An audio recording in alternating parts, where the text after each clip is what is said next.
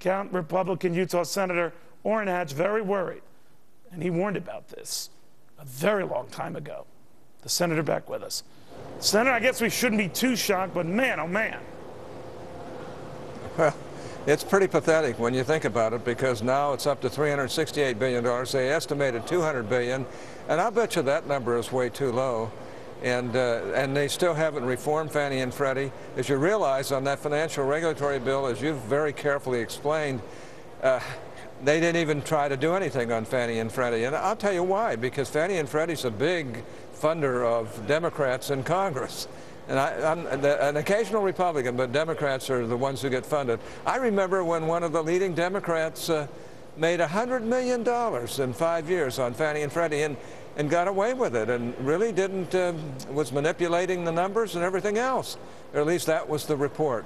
And all I can say is it's a doggone mess, and I'm glad you're pointing it out. But maybe, Senator, they didn't fix it for other reasons at the time when the financial reform law was being debated, that they knew there was trouble to come.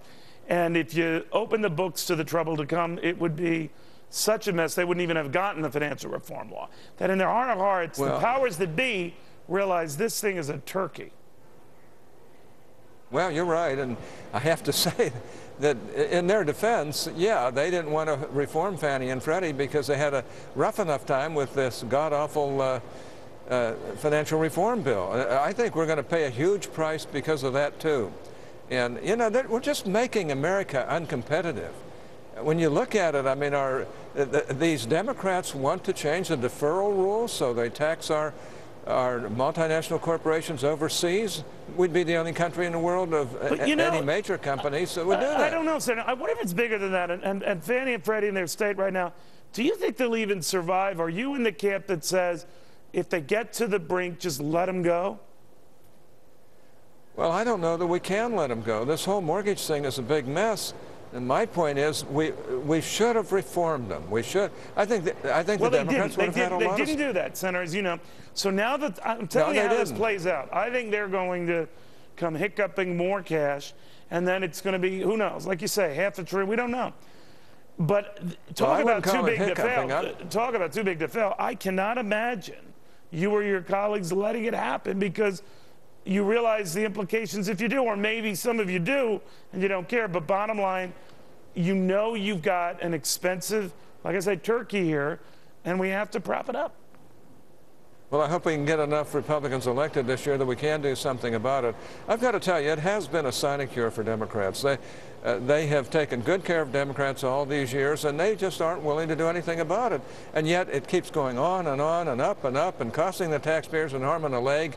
Look, there's a good reason to have a Fannie and Freddie if they were reformed and treated properly and had good management and didn't just rape the company of funds all the time. And, you know, those people are still getting paid fairly good, substantial incomes. Why is there a good reason to have it? You know, in our parents' day, Senator, there were no Fannies and Freddies, and they got mortgages the old-fashioned way. They put 15, 20% down, what have you, and they got their mortgages, or they didn't. And I don't know whether this quasi-agency bit is the way to go anyway. Do we really need them? Well, remember, this is a quasi-governmental agency that's paying huge amounts of money to special interests and special people, and it has to be reformed if it's going to continue at all. Yeah. It did make and facilitate mortgages for people who really deserve them, but it went way beyond that, facilitating mortgages for people who literally couldn't make their payments. And that's just crazy. And that all arose in the 90s under the Clinton administration. I remember reading a New York Times article in, I think it was 1998, where they said, you got to do something about Fannie and Freddie, or we're going to be in a real catastrophe.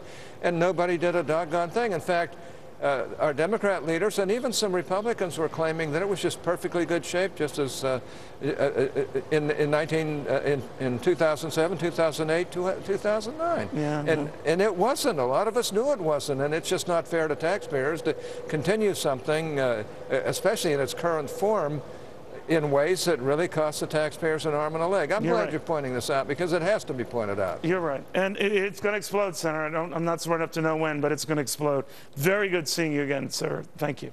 Nice to be with you.